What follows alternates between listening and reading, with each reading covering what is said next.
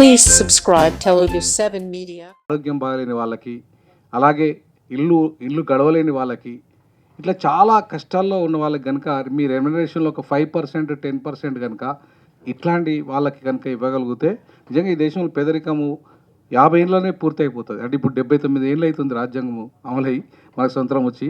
ఒక 50 ఏళ్ళలో కనుక మీలాంటి వాళ్ళు ముందుకు రాగలిగితే అంతో ఇంతో సంపాదించిన సంపాదన పనులు వచ్చి పేదరిక నిర్మూలన కోసం వాళ్ళ కష్టాలను మీరు సంపాదించిన 10% కనుక పెట్టగలిగితే ఈ దేశంలో పేదరికమే ఉండదు.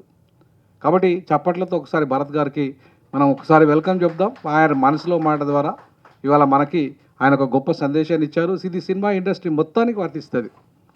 మేము ఇప్పటిదాకా సినిమా ఇండస్ట్రీలో ఎప్పుడు కూడా రాలేదు, ఇది ఫస్ట్ టైం సినిమా ఇండస్ట్రీకి రావడం అనేది. బట్ భరత్ గారు లాంటి వాళ్ళు దొరకడము, వారి మంచి మాటలకి సినిమా ఇండస్ట్రీ ఒక ఇన్స్పిరేషన్ తీసుకోవాలని, సినిమా ఇండస్ట్రీలో కులము మతము ప్రాంతము అనేది చూడొద్దు దయచేసి. ఆ దిశగా ఇవాళ మనకు అసలు సంబంధం లేదు. ఇప్పుడు సినిమా ఇండస్ట్రీ కూడా ఒక మీడియం ఆఫ్ రెవల్యూషన్, ఒక చేంజ్, ఒక మార్పు. ఈ ఈ ఈ మీడియా ద్వారా, ఈ సినిమా మీడియా ద్వారా సమాజంలో మార్పు దిశగా రావాలంటే నిజంగా మీరు సంపాదించిన సంపాదనలు కొంతవరకైనా కూడా పేదలకు పంచగలిగితే 100% న్యాయం జరుగుతుంది. సో అందుకే ఇవాళ నా మిత్రుడు దాంట్లో ఏ ప్రాఫిట్స్ వస్తాయని ఏమాత్రం ఆలోచించలే. మేమిద్దరం ఒకటే హాస్టల్లో చదువుకున్నాము. నా మిత్రుడు వెంకన్న, ఈయన ఫిజిక్స్ ప్రొఫెసర్, నేను లా ప్రొఫెసర్ని. సో నేను ఉద్యోగం మానేశాను, నేను రాజకీయాల్లోకి వచ్చాను. మావాడు వ్యాపారంలో ఉన్నాడు. ఆయన ఉద్యోగం మానేశాడు నాలాగనే, బట్ వ్యాపారంలో ఉన్నాడు. ఇవాళ అద్భుతమైన వ్యాపారాన్ని అంతర్జాతీయ స్థాయిలో ఆక్స్లీ అనే వాటర్ని ఆయన మొత్తం అంతర్జాతీయ మార్కెట్ చేయగలుగుతున్నాడు. ఇప్పుడు మనకి ఈ కథ నచ్చి వారు చెప్పగానే వెంటనే కుమారరాజా గారు చెప్పగానే ఈ బాగా అద్భుతంగా నచ్చింది. కుమార్ రాజేంద్ర గారు చెప్పగానే ఈ కథ అంబేద్కర్ స్ఫూర్తి కథలో ఉంది. అంబేద్కర్ గారి స్ఫూర్తి కథలో ఉన్న కారణంగా ఇవాళ ఖచ్చితంగా ఈ సినిమా చేద్దామనేది. ఈ సినిమాలో ఎందుకు చేయాలి ఈ సినిమాను అనేది మీరు ఒక్కసారి కనుక మనం ఆలోచిస్తే 79 సంవత్సరాలుగా ఇది ప్రజాస్వామ్యమా లేకపోతే ఇది కొందరికే పరిమితమైన సామ్యమా? సంపద కొంతమంది చేతుల్లో ఉంది, డబ్బు సంపద అలాగే అధికారము లేకపోతే భూమి పరిశ్రమలు అన్నీ కొంతమంది చేతుల్లో ఎందుకున్నాయి? ప్రజాస్వామ్యం అంటే ప్రజలందరికీ పంచాలి కదా. ఈ స్వతంత్రంలో అందరం భాగస్వామ్యం కదా. రాజ్యాంగం వచ్చిన తర్వాత అందరికీ ఈ స్వతంత్ర ఫలాలు అందాలని చెప్పాడు కదా అంబేద్కరు. కులంతో మతంతో ప్రాంతంతో సంబంధం లేకుండా, భాషతో సంబంధం లేకుండా, లింగంతో సంబంధం లేకుండా అందరికీ దేశ ఫలాలు అందాలి కదా. మరి కొందరికి ఎట్లా అందుతాయి? అది ప్రజాస్వామ్యం అంటే మనం ఎట్లా అర్థం చేసుకోవాలి ఈ ప్రజాస్వామ్యాన్ని? నేను ఒక లా ప్రొఫెసర్గా 20 ఏళ్ళు ఉస్మానియా యూనివర్సిటీలో డీన్ స్థాయికి చిన్న వయసులోనే అతి కష్టపడి, అంటే నేను ఎంత పేదరికం అంటే చాలా పేదరికం, ఒక చిన్న గజం స్థలం లేకుండా ఏ మాత్రం ఒక ఇల్లు కూడా లేని స్థితిలో నుండి ఇవాళ జాతీయ అంతర్జాతీయ స్థాయిలో అంబేద్కర్ చదువుకున్న విశ్వవిద్యాలయాల్లో పోయి చదువు చెప్పచ్చా. అది లండన్ స్కూల్ ఆఫ్ ఎకనామిక్స్, అది కొలంబియా విశ్వవిద్యాలయం, అది ఆక్స్ఫర్డ్, అది హార్వర్డ్, ఇట్లా గొప్ప గొప్ప విశ్వవిద్యాలయాల్లో పోయి చదువు చెప్పే స్థాయికి ఎదిగా ఇంత చిన్న వయసులో. ఆ స్థాయికి ఎదిగానంటే కారణం ఓన్లీ ఎడ్యుకేషన్. అంబేద్కర్ మనకిచ్చిన స్ఫూర్తి ఏంటిదంటే చదువు. ఈ చదువు ద్వారా ఈ సమాజాన్ని మార్చొచ్చు, సినిమా ద్వారా ఈ సమాజాన్ని మార్చొచ్చు. నిజంగా సినిమా ద్వారా సమాజాన్ని మార్చగలమంటే 100% మార్చొచ్చు. ఇవాళ రష్యా విప్లవానికి సినిమాలే కారణం, అమెరికా విప్లవానికి సినిమాలు కారణం. ఇవాళ ఈ భారతదేశంలో కూడా చాలా గొప్ప గొప్ప విప్లవాలకి పునాదులు వేసింది సినిమాలు. మా భూమి సినిమా ఒక భూస్వామ్య సమాజానికి వ్యతిరేకంగా వచ్చిన సినిమా. ఇవాళ అట్లాగే గద్దర్ గారు పాడిన అనేక పాటలు సినిమా రాములమ్మ సినిమా ఈ తెలంగాణలో భూస్వామ్య వ్యతిరేకంగా వచ్చిన సినిమాలు. అలాగే ఆంధ్రప్రదేశ్లో కూడా చాలా అనేక అసాంఘిక సమస్యల మీద అనేక సినిమాలు వచ్చాయి. కన్యాశుల్కం లాంటి సినిమా కావచ్చు. ఇలా మనం చూసుకుంటే అద్భుతమైన సినిమాలు ఇక్కడ మీరు చూడండి. ఆ పాత సినిమాలన్నీ కూడా సామాజిక మార్పులో భాగంగానే వచ్చినాయి. ఆ కళాకారులంతా కూడా వాళ్ళు ఎవరైనా కావచ్చు అద్భుతంగా ఎక్కడ కూడా జుపుత్సకరంగా బట్టలు వేసుకోవడం కానీ లేకపోతే ఏది లేకుండా కూడా అద్భుతమైన సినిమాలు చేయగలిగిన వాళ్ళంతా. సమాజంలో ఒక మార్పును తీసుకురావడానికి ఒక కళను ప్రజల కోసం అందించే కళను అందించారు వాళ్ళంతా. కళ కోసం కాదు, కళ ప్రజల కోసం. సో నీ పాట, నువ్వు ఇచ్చే డైలాగు, నువ్వు ఇక్కడ వేసే నీ డాన్సు నీ సమాజాన్ని మార్చడానికి సినిమా ఒక మీడియంగా పనిచేయాలి. బట్ ఇలా ఏమైంది, సినిమాల పేర్ల మీద కోట్లు సంపాదించి ఇవాళ అక్కడికే పరిమితం అవుతున్నారు. కానీ కళాకారుడు ఎప్పుడు కూడా నిజంగా మీరు సంపాదించండి, తప్పులేదు, కాబట్టి సంపాదించిన దాంట్లో సమాజానికి కూడా పెట్టండి. ఇంతకుముందు భరత్ గారు చెప్పినట్టుగా మీరు సంపాదించిన దాంట్లో పేద విద్యార్థులకు ఫీజులు కట్టగలిగితే ఎంతమంది చదువుకుంటారు చెప్ప. ఇలా మెడిసిన్, ఇంజనీరింగు, పెద్ద చదువులంతా మధ్యలో ఆపేస్తున్న వాళ్ళు చాలామంది ఉన్నారు పైసలు లేక. అది ఏ కులమైనా కావచ్చు, పాపం అది ఎవరైనా కావచ్చు, ఇప్పుడు అగ్రవర్ణాలలో కావచ్చు, కింది కులాల్లో కావచ్చు, బీసీలో కావచ్చు, ఇంకెవరైనా కావచ్చు, పేదలే. సో వాళ్ళంతా ఫీజు కట్టలేని పరిస్థితిలో ఉన్నప్పుడు మీరు వాళ్ళకు ఒక 100 రూపాయలు సాయం చేసినా, 1000 రూపాయలు సాయం చేసినా ఎంత గొప్పగా ఫీల్ అవుతారంటే మీరు వాళ్ళకు దేవుడు. ఆ టైంలో మీరు దేవుడితో సమానం. మరి ఆ స్థానాన్ని మనం పొందగలుగుతాం ఎప్పుడు, వాడు కష్టాల్లో ఉన్నప్పుడు, వాడిని ఆదుకున్నప్పుడు. సో ఈ సినిమా ఇచ్చే సందేశం కూడా అదే.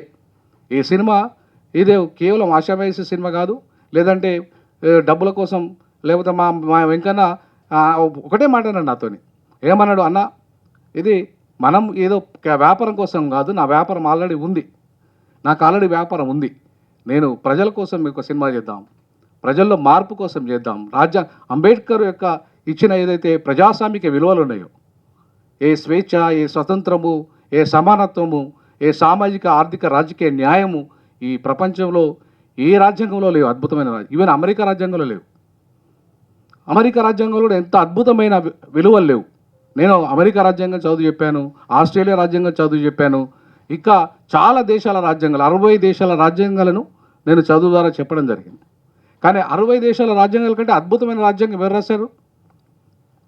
బాబాసాహెబ్ అంబేద్కర్ గారు రాశారు. ఆయన నా స్ఫూర్తి. అందుకే నాకు ప్రజలు అభినవ్ అంబేద్కర్ అనే బిరుదు ఇచ్చారు. ఇవాళ అభినవ్ అంబేద్కర్ గారు నాకు ఎందుకు ఇచ్చారంటే ఆయన స్ఫూర్తితో ఆయనలాగానే డ్రెస్ వేసుకుంటా, ఆయనలాగానే అద్దాలు పెట్టుకుంటా, ఆయనలాగానే ఉండాలనే కోరిక, కొంచెం ఆకారం కూడా నాకు ఆయనలాగా కొంత వచ్చింది. సో దాంతో ఏమైంది, ఖచ్చితంగా ప్రజలు నాకు అభినవ్ అంబేద్కర్గా ఏ బిరుదు అయితే ఇచ్చారో దాన్ని సాకారం చేయాలంటే ఆయన ఆలోచన విధానం సినిమా మీడియా ద్వారా ప్రజలకు అందించాలి. మేము వ్యాపారం కోసం ఈ సినిమా చేయడం లేదు, దయచేసి ప్రజల కోసం, ప్రజల మార్పు కోసం మాత్రమే ఈ సినిమా చేస్తున్నాం. మీరంతా ప్రజలంతా దయచేసి ఆదరించాలి. గొప్ప సినిమా హీరోలు ఎవరైతే బాగా సంపాదించారో దయచేసి మీరు కూడా ఈ సినిమాను ఆదరించండి. కొంచెం పెట్టుబడి కూడా మీ రూపంలో తీసుకొచ్చి పెట్టండి. ఎందుకంటే ఇది పేదల కోసం, పేద ప్రజల కోసం, ప్రజాస్వామ్యం కోసం, ప్రజాస్వామిక విలువల కోసం ఈ సినిమా తీస్తున్నాం తప్ప వ్యాపారం కోసం అసలు కానే కాదు, లేదా సంపాదించడం కోసం అసలు కానే కాదు. కాబట్టి దయచేసి ఇవాళ ఇదేమి ప్రజాస్వామ్యంలో సంఘటనలు కొన్ని చెప్పారు, దీంట్లో ఇన్స్పైర్డ్ బై రియల్ ఇన్సిడెంట్స్. మీరు సినిమా చూసిన తర్వాత మీకు అర్థమవుతుంది. ఇవాళ రియల్ ఇన్సిడెంట్స్. మొన్న 9 మందికి పోలీసులకు మరణశిక్ష వేసింది మదురై కోర్టు. కానీ ఇక్కడ మన దగ్గర ఎందుకు రావట్లేదు? అదే లాకప్ డెత్కు అక్కడ మదురై కోర్టు 9 మందికి శిక్ష వేసింది, ఇక్కడ అనేక లాకప్ డెత్లు జరుగుతున్నాయి, ఆంధ్రప్రదేశ్లో కావచ్చు, తెలంగాణలో కావచ్చు. మరి ఇక్కడ ఎందుకు పోలీసుల మీద యాక్షన్ జరగట్లే? ఈ చైతన్యం మనకు ప్రజల లోపల కల్పించాలిగా. వాళ్ళు ఆ లాకప్ డెత్లు ఎందుకు జరుగుతున్న విషయాలు చాలా క్లియర్గా తెలుసుకోవాలి కదా, వాళ్ళ హక్కులు ఎందుకు తెలుసుకోవాలి కదా, పోలీసులు వాళ్ళ డ్యూటీ ఎందుకు తెలుసుకోవాలిగా. పోలీసులు అతిగా ప్రవర్తించడానికి వాళ్ళ రాజ్యం వాళ్ళ చేతిలో ఉండొద్దు కదా. పోలీసు లాస్ ఎక్కడికి పరిమితం చేస్తే వాళ్ళ ఒక మనిషిని చంపే హక్కు పోలీసులకు లేదుగా. మనిషిని కాపాడాలి, మనిషిని కాపాడే హక్కు పోలీసులకు, చంపే హక్కు లేదు పోలీసులకు. ఎవరు ఒకవేళ ఉరిశిక్ష చేస్తే ఎవరు వేయాలి? న్యాయమూర్తులు వేయాలి. న్యాయమూర్తులకు అధికారం ఇచ్చింది రాజ్యాంగం, అంతేకాని పోలీసులకు కాదు. నిన్ను చంపే అధికారం నీకు పోలీసులకు ఇవ్వలే. కాబట్టి ఇవాళ అట్లాంటి ఉల్లంఘనలు మహిళల మీద కావచ్చు, అలాగే పేద మీద కావచ్చు, అలాగే అనేక సంఘటనలు ఇవాళ రియల్ సంఘటనలు, అది కులపరంగా కావచ్చు, మతపరంగా కావచ్చు, ఇవాళ అనేక సంఘటనల ద్వారా ఇవాళ ఒక మారణ హోమం ఈ దేశంలో జరుగుతుంది, ఒక హింస ఈ దేశంలో జరుగుతుంది. దాన్ని ఆపాల్సిన బాధ్యత ఉంది. ఎందుకంటే ప్రజాస్వామ్యంలో హింసకు తావులేదు.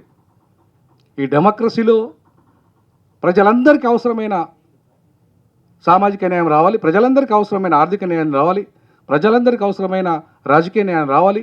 ప్రజలందరికీ మేలు జరిగే అభివృద్ధి ఫలాలు అందాలి, ప్రజలందరూ సుఖశాంతులతో ఉండాలంటే ఈ భారత రాజ్యాంగం ఒక్కటే ఈ 79 సంవత్సరాలుగా మన భారతదేశాన్ని ఒక్కటిగా ఉంచుతుంది. పాకిస్తాన్ ఎన్ని సమస్యలు ఎదుర్కొంటుంది, మన పక్కకున్న పాకిస్తాన్, బంగ్లాదేశ్ ఎన్ని సమస్యలు ఎదుర్కొంటుంది, ఈవెన్ చివరికి అమెరికా ఎన్ని సమస్యలు ఎదుర్కొంటున్నది. 79 ఏళ్ళుగా మనలందరినీ సమస్యలు ఎన్నున్నా సరే మనం ఐక్యంగా ఉంటున్నామంటే, ఇవాళ ఈ దేశం సురక్షితంగా ఉంటుందంటే బాబాసాహెబ్ అంబేద్కర్ రాసిన రాజ్యాంగం కారణం. సో అందుకే ఇవాళ ఆయన జన్మదినం రోజు ఈ సినిమా టైటిల్ని మేము అనౌన్స్ చేసి ఇవాళ ఆ సినిమా ఖచ్చితంగా ప్రజల ముందుకు తెస్తాం. మాకు ఆ సంకల్పం ఉంది. ఇది మధ్యలో ఆగేది కాదు. ఇది ప్రజల సినిమా. ఇది ప్రజల సినిమా. ప్రజలు దీన్ని ఆదరిస్తారు, ప్రజలే దీనికి పెట్టుబడి పెడతారు. ఆ రకంగా మేము ప్రజల చేత ప్రజల కొరకు ఈ సినిమా నిర్మిస్తున్నాం. భారత రాజ్యాంగం కూడా ప్రజల చేత ప్రజల కొరకు ప్రజల కోసం నిర్మించబడ్డ రాజ్యాంగం. ఈ సినిమా కూడా ప్రజల చేత ప్రజల కొరకు నిర్మించబడుతున్న సినిమా కాబట్టి దీన్ని ఆదరించాలి ప్రజలని. ఖచ్చితంగా ఈ పేద అంటే వర్గాల కోసం తీస్తున్న సినిమా కాబట్టి వాళ్ళ కోసం మీరు ఆదరించి ఆదుకుంటారని ప్రేక్షక దేవులందరికీ పేరున మేమంతా అంబేద్కర్ జన్మదిన సందర్భంగా మీ అందరిని వేడుకుంటున్నాం. మీరు తప్పకుండా ఇదేమి ప్రజాస్వామ్యాన్ని ఆదరించి ఆదుకోవాలని నేను ప్రజలకు విజ్ఞప్తి చేస్తా ఉన్నాను. జై భీమ్, జై భారత రాజ్యాంగం, జై హింద్. ఇప్పుడు మా మిత్రులాంటి యంగ్ యువతరాన్ని మనం ఆదరించి ముందుకు తీసుకెళ్ళాలి. సో కాబట్టి మీ అందరికీ పేరు మీ మీడియా వాళ్ళందరికీ, ప్రింట్ అండ్ ఎలక్ట్రానిక్ మీడియా వాళ్ళకి, తర్వాత మిగతా వాళ్ళకి, అలాగే నా ఫ్రెండ్స్కి, అలాగే మా డైరెక్టర్ గారికి, అలాగే మా ప్రొడ్యూసర్ వెంకన్న గారికి, అలాగే ఎస్పీ రెడ్డి గారికి, మా డైరెక్షన్ అంతా కూడా రెడ్డి గారి నాయకత్వంలోనే జరుగుతుంది. వారికి డైరెక్టర్ పేరుకి మా కుమార్ గారిన కూడా ఎక్కువ బ్యాకప్ అంతా వారే మా వెనక ఉండి నడిపిస్తారు.